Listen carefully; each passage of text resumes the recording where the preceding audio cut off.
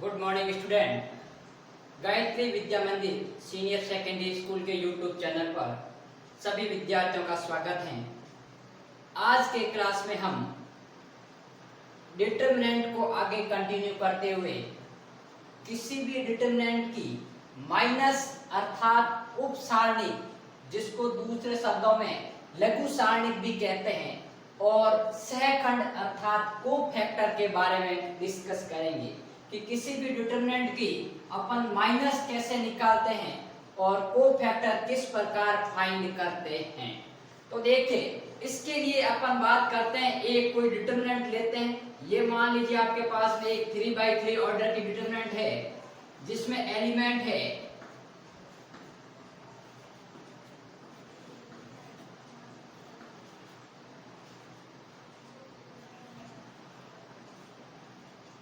ये देखिए आपके पास में थर्ड ऑर्डर की डिटरमिनेंट मैंने कंसीडर की है।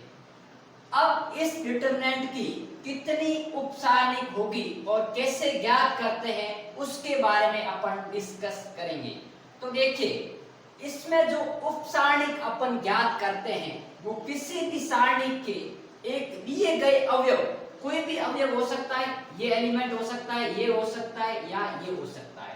यदि मुझे इस अवयव की उपसारणिक ज्ञात करनी है तो ये अवयव जिस पंक्ति और जिस स्तंभ में आ रहा है उसका दमन करते हैं, अर्थात उसको हटा देते हैं, और उसको हटाने के बाद में जो शेष डिटरमिनेंट बचती है वो इस अवयव की माइनस या उपसारणिक कहलाती है। क्या कहा है कि जो अवयव जिस पंक्ति और जिस स्तंभ में स्थित है उस पंक्ति को हटा देंगे और उस स्तंभ को भी हटा देंगे, तो जो शेष डिटरमिनेंट बचेगी वो इस दिए गए अवयव की उपसारणिक कहलाती है। तो देखिए कैसे अपन बात करें, यहां पर अवयव A1 की उपसारणिक, ठीक बात। तो अवयव A1 कहां है? ये अवयव A1 है। ये कौन सी पंक्ति में है? इस पंक्ति में है। और स्तंभ कौन सा? ये। तो इसका और इसको मैं हटा देता हूं। इसके अलावा कौन सी डिटरमिनेंट बची है आपके पास में? ये वाली डिटरमिनेंट बची है। तो ये इसकी उपसारणी कहलाती है B2, C2, B3 और C3। तो ये हो गया आपके पास में अवयव A1 की उपसारणी। इसी प्रकार देखिए अपन कुछ भी निकाल सकते हैं। मान लीजिए अवयव मैं कंसीडर कर रहा हूं B3, तो B3 की उपसारणी, तो देखिए क्या होगा, ये कौन से आपके पास में एलिमेंट B3 का है? B3 का है, ये B3 है। ये कौन सी पंक्ति में? थर्ड पंक्ति में। और कॉलम कौन सा है? Second column. तो मैं क्या करूंगा, इस पंक्ति को हटा दूंगा और इस कॉलम को हटा दूंगा। इससे कौन सी डिटरमिनेंट बच रही है? देखिए मैं किसको हटा रहा हूं, इसको हटा रहा हूं और इसको हटा रहा हूं, क्योंकि इस अवयव की मुझे निकालनी है। तो B3 कौन सी पंक्ति में? इस पंक्ति में और इस स्तंभ में। तो पीछे कौन सा बचा? A1 C1 A2 C2। तो ये हो गई आपके पास में A1 C1 और आपके पास में A2 C2। तो ये थी B3 की उपसारणी। अब अपन बात करते हैं कि और किसी भी जो एलिमेंट है उसकी अपन उपसारणी किस प्रकार ज्ञात कर सकते हैं।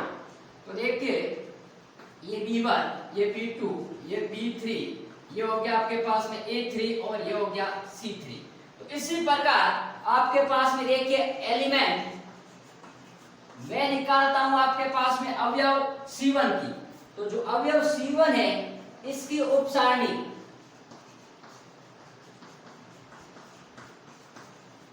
तो क्या हो जाएगा, अवयव C1 कहां है?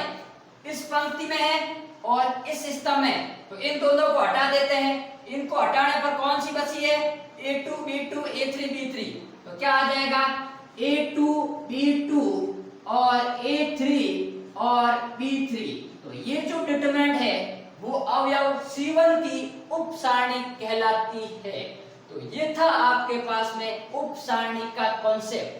और ध्यान दीजिए, उपसारणी को हमेशा इंग्लिश अल्फाबेट के कैपिटल लेटर से रिप्रेजेंट करते हैं।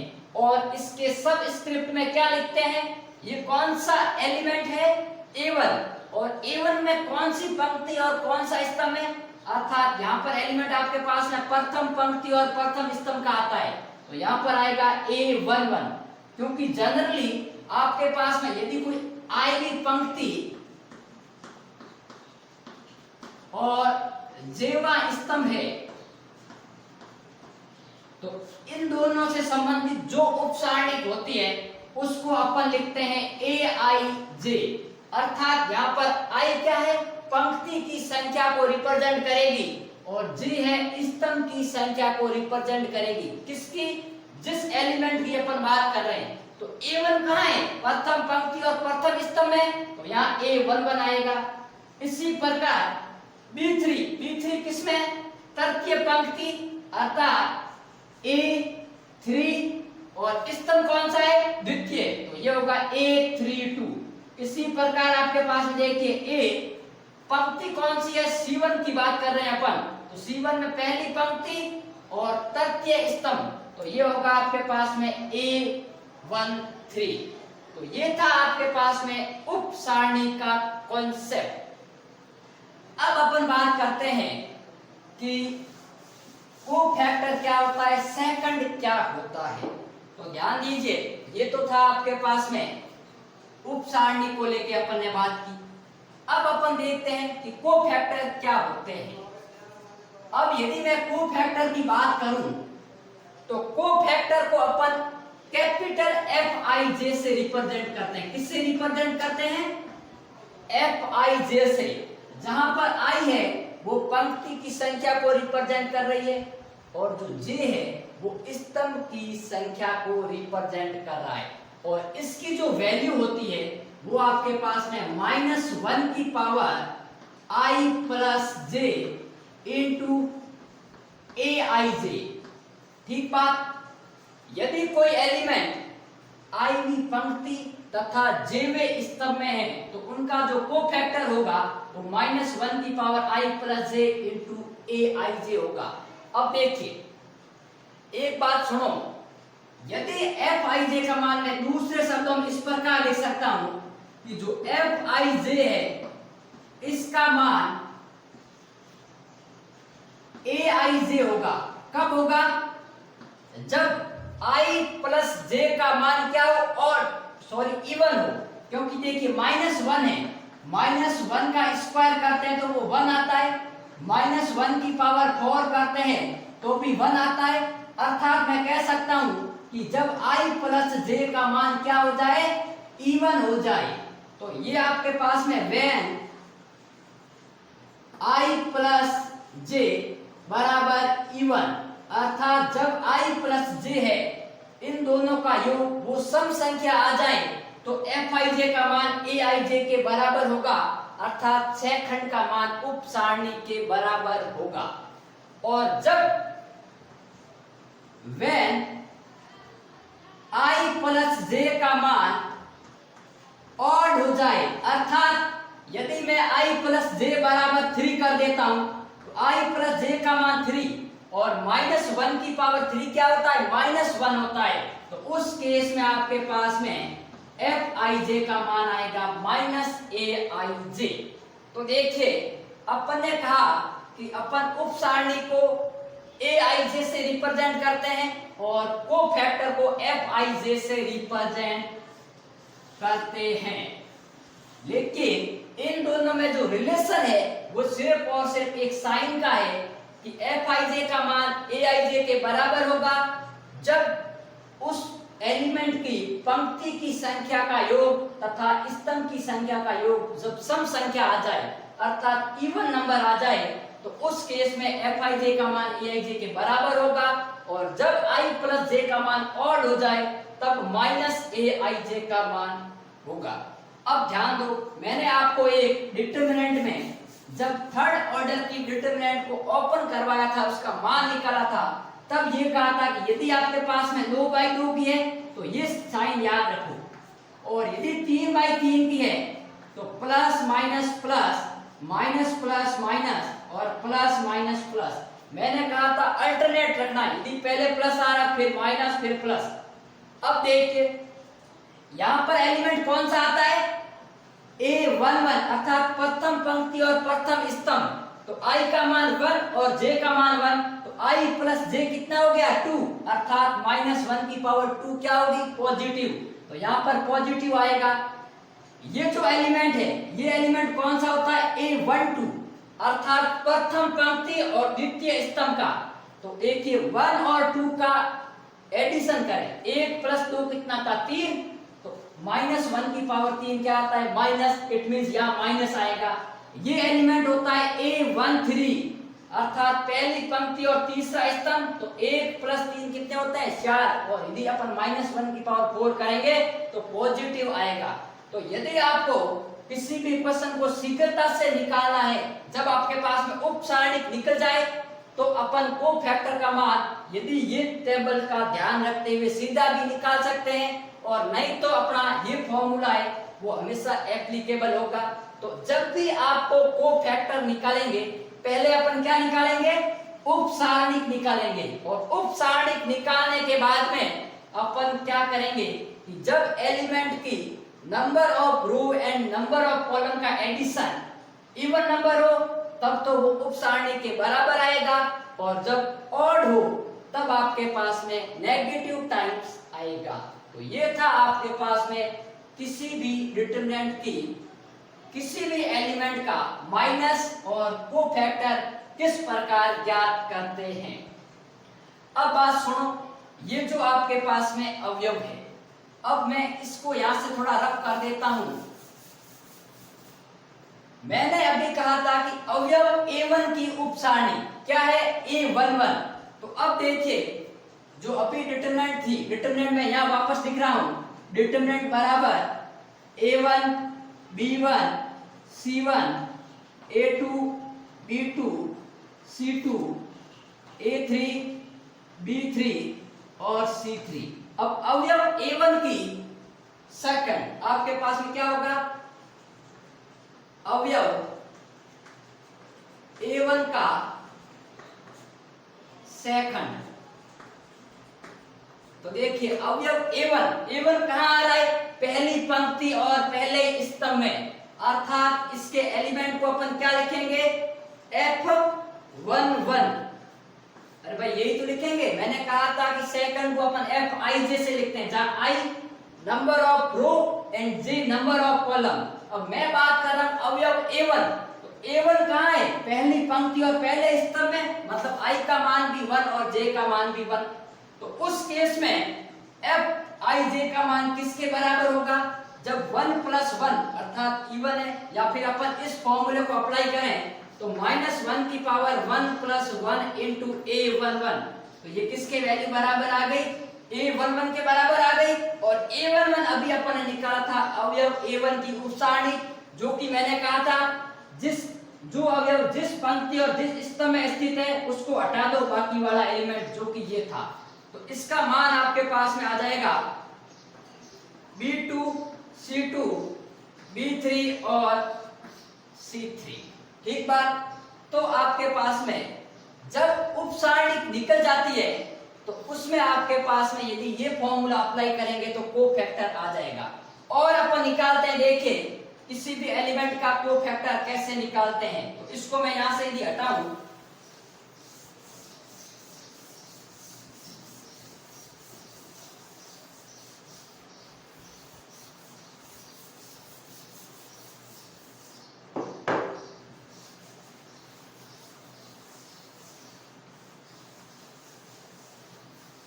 अब देखिए अपन एक क्वेश्चन लेते हैं और क्वेश्चन के बेसिस पे बताते हैं कि आपके पास है, मान लीजिए यदि कोई 2x2 ऑर्डर की मैट्रिक है, -3 2 और आपके पास में 1 और 5, ये एक आपके पास में कोई डिटरमिनेंट दे रखी है।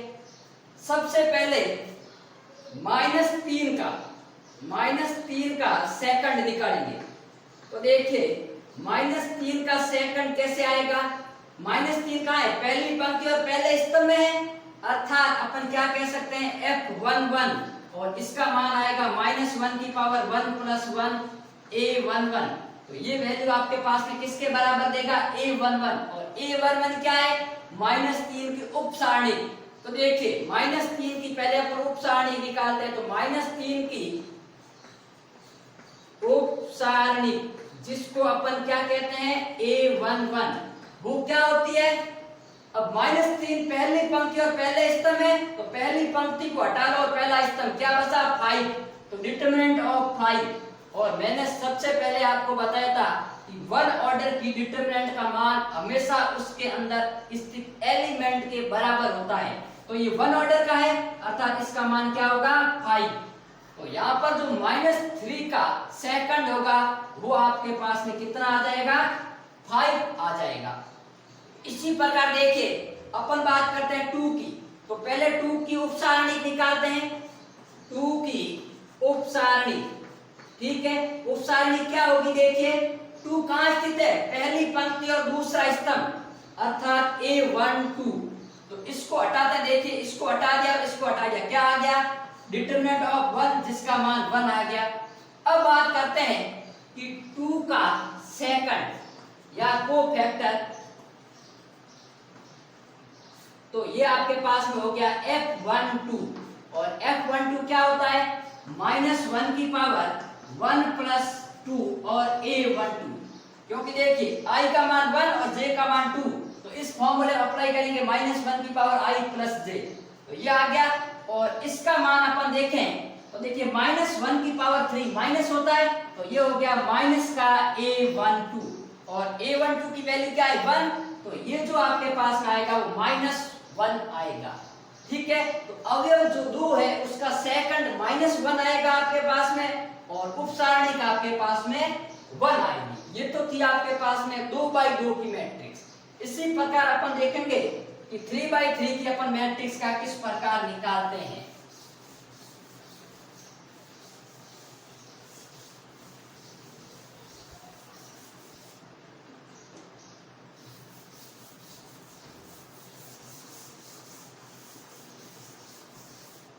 देखिए क्वेश्चन अपन ले लेते हैं, कुछ जनरल क्वेश्चन लेते हैं। डेल्टा बराबर 2 3 5 7 2 0 और 9 5 2, ठीक बात। सबसे पहले मैं बात करता हूं अवयव 2। अवयव 2 की उप सारणी, तो अवयव 2 की उप सारणी क्या होगी भाई, ए अवयव कौन सी पंक्ति में स्थित है, दूसरी पंक्ति में और दूसरा स्तंभ, मतलब a22, और a22 की वैल्यू क्या आएगी, जिस पंक्ति और जिस स्तंभ है उसको अपन हटा देते हैं, तो ये स्तंभ हट गया और ये पंक्ति हट गई, तो पीछे कौन सा बचा, 2 5 9 और 2, क्योंकि जिस पंक्ति में स्थित है उसको और इसको अपन हटा देंगे, तो क्या रहा पीछे 2 5 9 और 2, तो ये हो गया 2 5 9 और 2, ये रहेगी आपके पास में अवयव 2 की उप सारणी।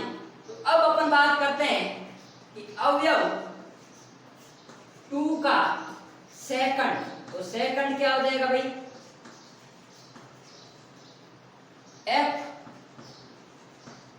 f22, और f22 का मान i का मान 2 और j का मान 2, तो -1 की पावर 2 + 2 और a22, तो ये हो गया पॉजिटिव।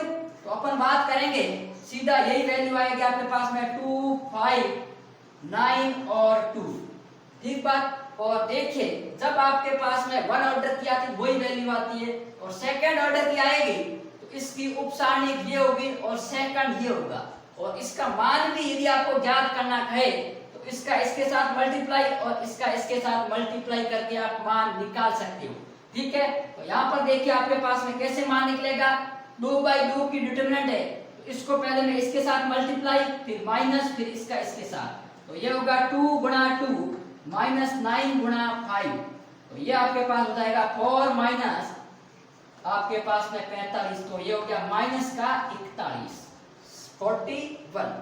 तो ये था आपके पास में किसी भी अवयव की उप सारणी और सेकंड किस प्रकार निकालते हैं उसको लेकर अपन ने बात की। तो देखिए आपके पास में कितने भी ऑर्डर की डिटरमिनेंट आए, उपसारणिक निकालने के लिए सबसे पहले देखेंगे कि जिस अवयव की निकालनी है वो अवयव कौन सी पंक्ति और कौन से स्तंभ में है। जिस पंक्ति और जिस स्तंभ में उसको अपन हटा देंगे और उसको हटाने के बाद में जो पी से डिटरमिनेंट बचती है वो उसकी उपसारणिक कहलाएगी। और उपसारणिक आने के बाद में ये ai से क्या है, उपसारणिक है, और इसमें मैं -1 की पावर i प्लस j से मल्टीप्लाई करवाऊंगा तो ये उसे अवयव की सेकंड आ जाएगी, को फैक्टर आ जाएगा।